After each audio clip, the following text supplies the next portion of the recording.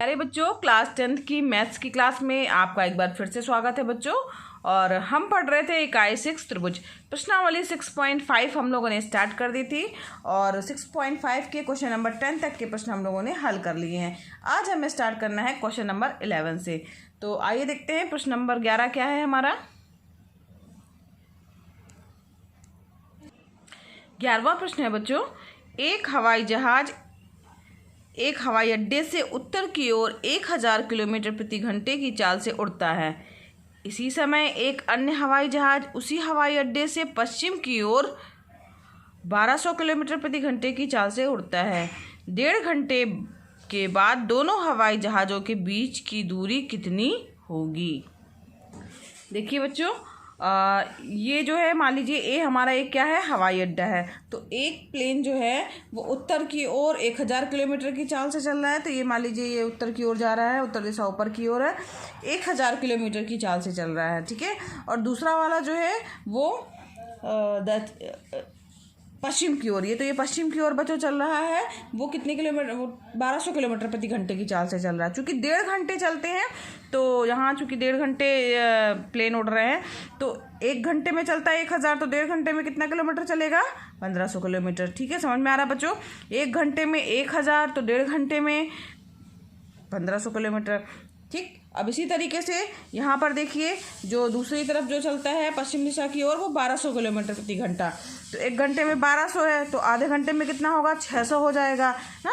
तो टोटल 1.5 घंटे में कितना हो जाएगा, 1200 में 600 जुड़ जाएगा तो कितना हो जाएगा, 1800 किलोमीटर। समझ में आ रहा बच्चों। ये 1500 किलोमीटर और 1800 किलोमीटर कहाँ से आ गया, ठीक, क्योंकि ये 1.5 घंटे के लिए पूरी दूरी दी गई है। अब हम प्रश्न को, अब यहाँ पे प्रश्न में पूछा गया है कि दोनों हवाई जहाज़ों के बीच की दूरी कितनी होगी। यानी यहाँ पर एक हवाई जहाज़ ये सी है और यहाँ पे बी है, तो इनके बीच की दूरी क्या हो जाएगी, BC ना। तो ये BC हमें ज्ञात करनी है।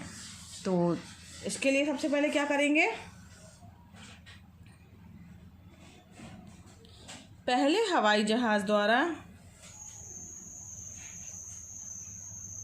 हवाई अड्डे से उत्तर दिशा में 1.5 घंटे में चली गई दूरी, दिशा में 1.5 घंटे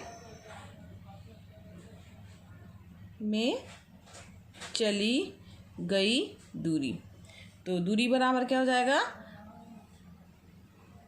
चाल गुणे समय। ठीक है, तो चाल क्या है हमारी, 1000 किलोमीटर वाली प्रति घंटे से, और समय कितना है, 1.5 घंटा है ना, 1.5 घंटा दिया हुआ है ना प्रश्न में।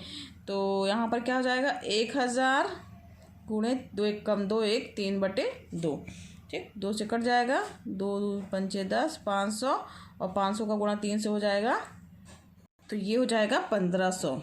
ठीक है, ये समझ में आ गया। 1500 किलोमीटर कहाँ से आ गया था, किलोमीटर। अब इसी प्रकार से दूसरे हवाई जहाज़ के लिए बच्चों निकाल लेंगे। तो दूसरे हवाई जहाज़ द्वारा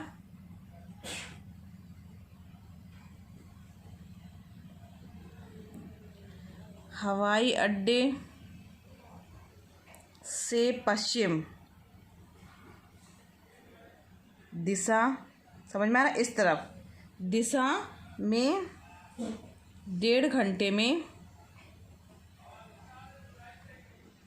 चली दूरी। अब ये भी दूरी बराबर क्या होता है, चाल गुणे समय। ठीक है, चाल कितनी है हमारी, यहाँ पर 1200 है किलोमीटर प्रति घंटे से चल रहा है और समय तो 1.5 घंटा ही है। तो ये हो जाएगा 1200 गुणे 2 1 कम 2 1 3/2। 2 से कटेगा, 2 छक्का हो गया 12, यानी 600 हो गया, 6 दूनी 6 त्रिक 1800 जो है किलोमीटर ये यहाँ पर आ गया। अब समझ में आया बच्चों, ये 1800 किलोमीटर कहाँ से आ गया। अब यहाँ पर हमने दोनों की दूरी निकाल ली, ये यहाँ से A से C के बीच की और A से B के बीच की दूरी। अब क्या करना है हमें, चूँकि यहाँ पे त्रिभुज क्या है, समकोण त्रिभुज है, तो उसमें पाइथागोरस प्रमेय लग जाएगी ना, बहुत ही आसान है। तब समकोण त्रिभुज ABC में, अब इस त्रिभुज में जो ये देख रहे हैं बच्चों आप लोग, इस त्रिभुज में पाइथागोरस जब प्रमेय लगेगी तो पाइथागोरस प्रमेय के अनुसार कर्ण का वर्ग बराबर क्या होता है, इसका वर्ग बराबर होता है लंब का वर्ग प्लस आधार का वर्ग। ठीक है, तो यहाँ पर क्या हो जाएगा, BC का स्क्वायर बराबर AB का स्क्वायर प्लस AC का स्क्वायर। तो यहाँ पर ए बी का स्क्वायर यानी कितना हो गया 1500 का स्क्वायर, और ए सी का स्क्वायर यानी 1800 का स्क्वायर। समझ में आ रहा है ना बच्चों। फिर इसके बाद 1500 का स्क्वायर करेंगे तो 15 का स्क्वायर यानी 225, और 2 जीरो है तो 4 जीरो हो जाएंगे, स्क्वायर किया हमने तो। और इसी तरह 18 का स्क्वायर करेंगे तो 324, और यहाँ पे 4 जीरो हो गया। ठीक, अब इन दोनों को जोड़ दीजिए आप, तो आ गया हमारे पास में 5 4 9 1 2 3 4, ज़्यादा हो गया 4। ठीक है, अब यहाँ पर जो है ये ए बी का बी सी का स्क्वायर आया। अब बी सी बराबर क्या आ जाएगा, अंडर रूट ऑफ 5 4 9 डबल, ये हो गया। तो ये बराबर हो जाएगा, इसमें से मल्टीप्लाई करके देखिए कितना आएगा। इसका जब वर्गमूल निकालेंगे बच्चों, तो यहाँ पर ये जो 554 है, ये 61 गुणे 9 का वर्गमूल, 61 गुणे 9 करेंगे तो ये आ जाएगा 554। ठीक है, और ये 2 4 जीरो हैं, तो 9 का वर्ग भी इसको इस तरीके से भी लिख सकते हैं, 61 गुणे 9 गुणे 1 2 3 4। ठीक, अब इसका वर्गमूल निकालेंगे तो 9 का वर्गमूल तो 3 आ जाएगा, इसका भी वर्गमूल निकाल लेंगे तो यहाँ पे 100 आ जाएगा। ठीक है, और यहाँ पे 61 का कोई वर्गमूल नहीं निकलेगा तो 61 ही आ जाएगा। तो ये बराबर हो जाएगा 300 अंडर रूट 61। तो ये इतना किलोमीटर जो है उनके बीच की दूरी होगी। तो आप उत्तर अलग से लिख दीजिएगा। अतः 1.5 घंटे में, यहाँ उत्तर लिख दीजिएगा, अतः 1.5 घंटे बाद दोनों हवाई जहाज़ों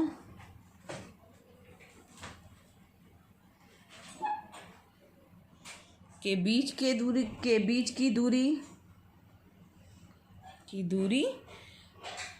300 कितनी होगी, 300 अंडर रूट 61 किलोमीटर होगी। ठीक है, ये हो गया आपका आंसर। 12वां प्रश्न है बच्चों, 2 खंबे जिनकी ऊंचाइयां 6 मीटर और 11 मीटर हैं तथा ये समतल भूमि पर खड़े हैं, यदि इनके पाद बिंदुओं के बीच की दूरी 12 मीटर है तो इनके ऊपरी सिरों के बीच की दूरी ज्ञात कीजिए। तो हमें इनके ऊपरी सिरों के बीच की दूरी ज्ञात करनी है। तो आइए देखते हैं इसका चित्र कैसे बनेगा। बच्चों ध्यान दीजिए, ये 2 हमारे पास में खंबे हैं, ठीक, ए बी और सी डी।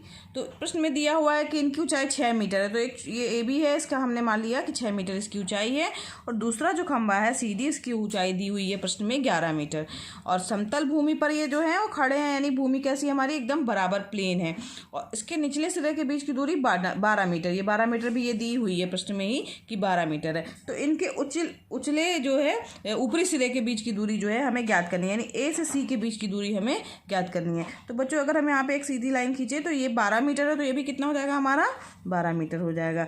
अगर हम देखिए यहाँ पे 6 मीटर है और ये 11 मीटर है, तो यहाँ 6 मीटर है, तो यहाँ से यहाँ तक के बीच की दूरी कितनी हो जाएगी 6 मीटर, ये भी 6 मीटर ही होगी ना। और ये बची हुई दूरी टोटल 11 है, और यहाँ से इतना 6 है, तो ये बचा कितना हो जाएगा 11 माइनस 6 यानी कितना हो जाएगा 5 मीटर। ठीक, ये हम लोग अभी निकालेंगे, लेकिन मैंने समझा दिया आपको किस तरीके से यहाँ पर 5 मीटर आएगा।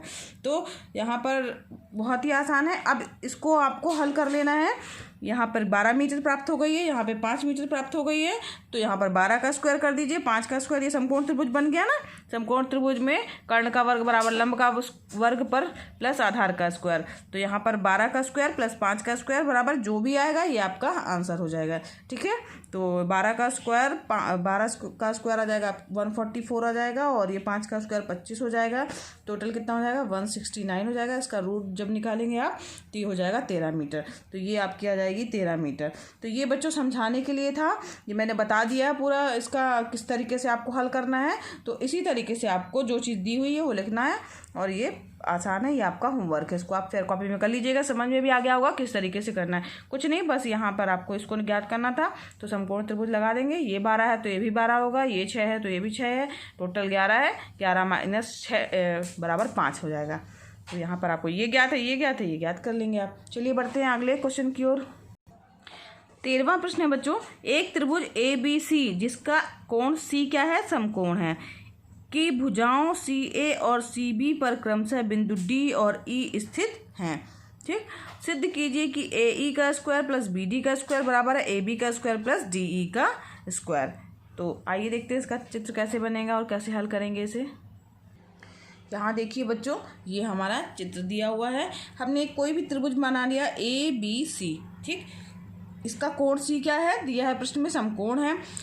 बिंदु D और E जो है वो क्रमशः CA और CB पर स्थित है। CA पर हमने मान लिया कोई बिंदु D स्थित है, और ये BC पर जो कोई बिंदु है, CB या BC पर कोई बिंदु E स्थित है।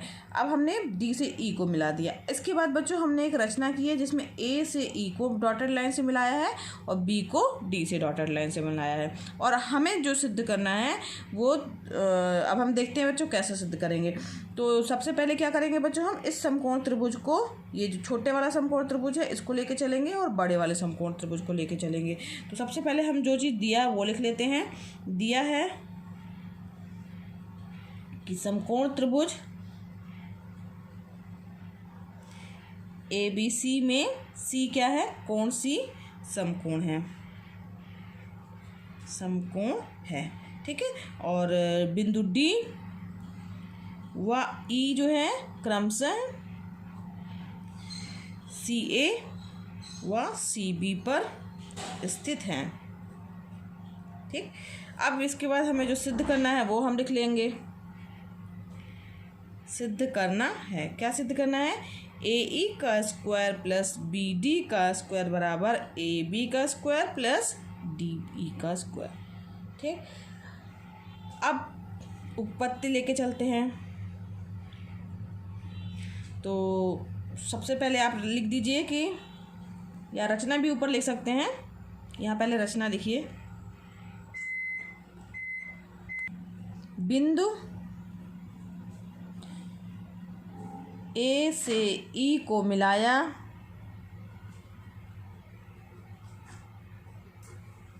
व B से D को मिलाया, ये हमने रचना कर ली। अब इसके बाद क्या करना है बच्चों, अब इसके बाद हमें उपपत्ति सिद्ध करना है, जो उसके लिए उपपत्ति लेके चलते हैं। तो बहुत ही आसान है बच्चों। सबसे पहले हम इस समकोण त्रिभुज में लेके चलेंगे, छोटे वाले समकोण त्रिभुज में, नहीं पहले बड़े वाले में लेके चलते। ABC का स्क्वायर समकोण त्रिभुज ABC में, अब इस त्रिभुज में, बड़े त्रिभुज में बच्चों पाइथागोरस प्रमेय से क्या हो जाएगा, AB का स्क्वायर बराबर AC का स्क्वायर प्लस BC का स्क्वायर। समझ में आ रहा बच्चों, AB का स्क्वायर बराबर AC का स्क्वायर प्लस BC का स्क्वायर कहाँ से आ गया, पाइथागोरस प्रमेय से। तो क्या हो जाएगा, AB का स्क्वायर बराबर AC का स्क्वायर प्लस BC का स्क्वायर। समीकरण 1 दे दीजिएगा, यहाँ लिख दीजिएगा पाइथागोरस प्रमेय से, ठीक है। अब बच्चों क्या करना है, जो दूसरा समकोण त्रिभुज है हमारा, समकोण त्रिभुज DEC, ये देखिए हमारा जो छोटा वाला था DEC, इसमें समकोण त्रिभुज DEC में, अब इसमें भी पाइथागोरस प्रमेय लग जाएगी। तो क्या हो जाएगा, DE का स्क्वायर बराबर DC का स्क्वायर या CD का स्क्वायर, CD का स्क्वायर प्लस CE का स्क्वायर, ठीक। ये हो जाएगा समीकरण नंबर 2। ये भी हो गया कहाँ से, पाइथागोरस प्रमेय से, समकोण त्रिभुज में। अब क्या करेंगे बच्चों, 1 और 2 को जोड़ देंगे। 1 व 2 को जोड़ने पर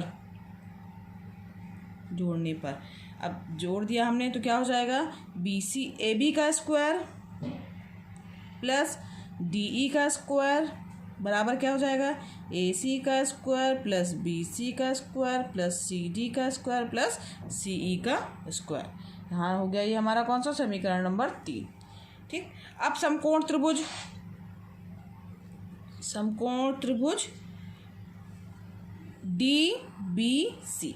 DBC यानी यहाँ ध्यान दीजिए बच्चों, जो हम लोगों ने डॉटेड लाइन से बनाया था ना, DBC, इस वाले त्रिभुज के लिए, ठीक है। समझ में आ रहा बच्चों, इस त्रिभुज में भी क्या लगाएंगे, पाइथागोरस प्रमेय से। अब इस त्रिभुज में पाइथागोरस प्रमेय से क्या हो जाएगा, BD का स्क्वायर बराबर BC का स्क्वायर प्लस CD का स्क्वायर। ये हो गया हमारा समीकरण नंबर 4। अब इसी तरीके से समकोण त्रिभुज बड़े वाले में, समकोण त्रिभुज AEC में, AEC की ओर भी देख लीजिए बच्चों, AEC इस त्रिभुज में, ठीक है। इस त्रिभुज में जब हम लोगों ने लेके चलेंगे तो इसमें भी AE का स्क्वायर बराबर क्या हो जाएगा, CE का स्क्वायर प्लस AC का स्क्वायर। अब ये हो जाएगा AE का स्क्वायर बराबर AC का स्क्वायर प्लस CE का स्क्वायर। ये हो गया हमारा समीकरण नंबर 5। कुछ नहीं करना है, 4 और 5 को जोड़ दीजिए। तो समीकरण 4 व 5 को जोड़ने पर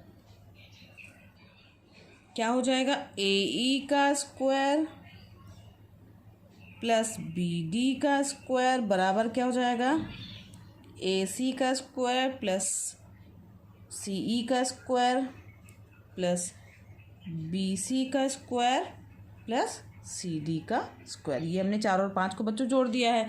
ये हो गया हमारा समीकरण नंबर 6। अब तीसरा समीकरण और ये तीसरा समीकरण देखिए बच्चों, और ये छठवां समीकरण। ये देखिए यहाँ पे दोनों चीज़ें जो है ये एक जैसी हैं, ठीक है। AC का स्क्वायर BC का स्क्वायर BC का स्क्वायर CD का स्क्वायर ये हो गया, और CE का स्क्वायर ये हो गया। अब तीसरा समीकरण और छठवां समीकरण देखने से ये बराबर आ रहा है, तो LHS बराबर है, तो ये RHS बराबर है, तो LHS भी क्या होंगे बच्चों, बराबर होंगे। तो इसका मतलब क्या हो गया, AE का स्क्वायर प्लस BD का स्क्वायर बराबर हो जाएगा AB का स्क्वायर प्लस DE का स्क्वायर। यही हमें बच्चों सिद्ध करना था, ठीक है, यही हमें प्रूफ करना था, यही सिद्ध करना था, ठीक। तो ये हो गया हमारा आंसर। तो बच्चों आज के लिए बस इतना ही। इसके आगे के बचे हुए प्रश्न हम नेक्स्ट वीडियो क्लास में हल करेंगे।